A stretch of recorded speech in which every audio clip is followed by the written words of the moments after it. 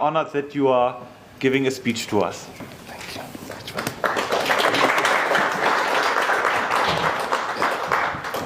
Thank you, Mr. President. Thank you, MEPs.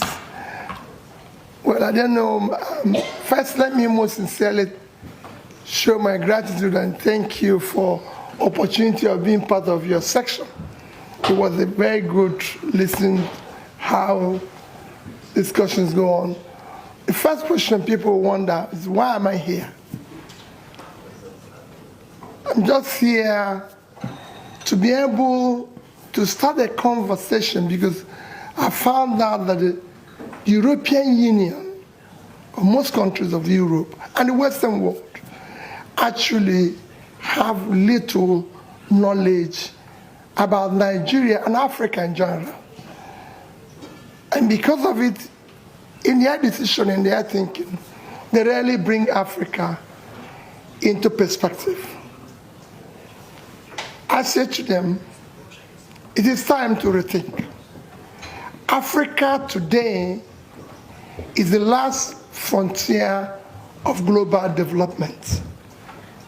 It's the second biggest continent in terms of size in the world, the second biggest continent in terms of population.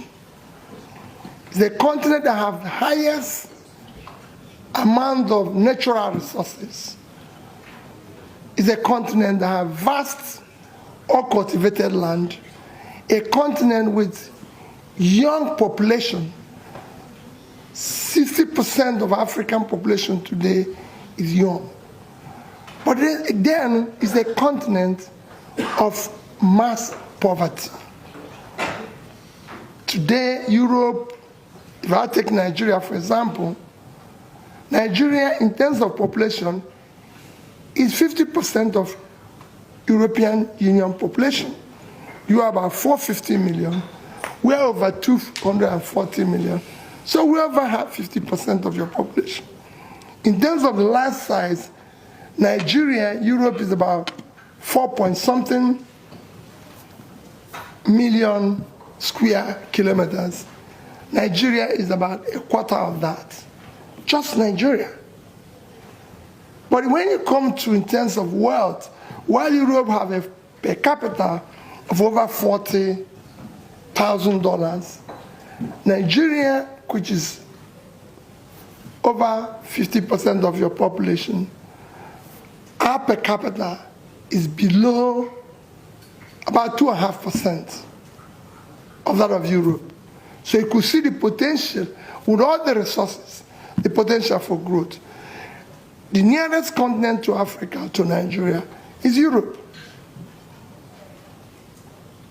So if Africa today turns around, the biggest beneficiary will be Europe. If it collapses, the consequence will affect you more. And I believe that we have so many commonalities that we can work together and everything. And what is the problem of Africa? The problem of Africa remains leadership. To have a political leadership that is competent,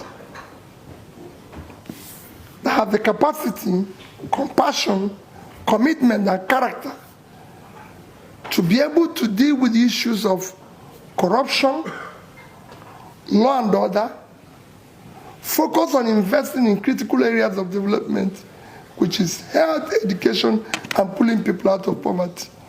It was discussed here that we have issue of killings, which again, people can say is genocide, people can say is Muslim versus Christians and everything. Are they killings? Are they criminality? Are they kidnapping? Yes. But we have to look at the issues that are driving this. When you have a huge population, for example, Nigeria have over 100 million people living in multidimensional poverty. You have millions of out-of-school children, or those who didn't go to school at all. With mass poverty and mass uneducated people, you have room for easy recruitment for all forms of criminality, which is what is now driving us of killings that we need to deal with. And now we're moving around, I'm moving around and saying, we need support. We need you to help us to overcome this and be able to create a clear developing environment that will also benefit you, because it's a huge market for you.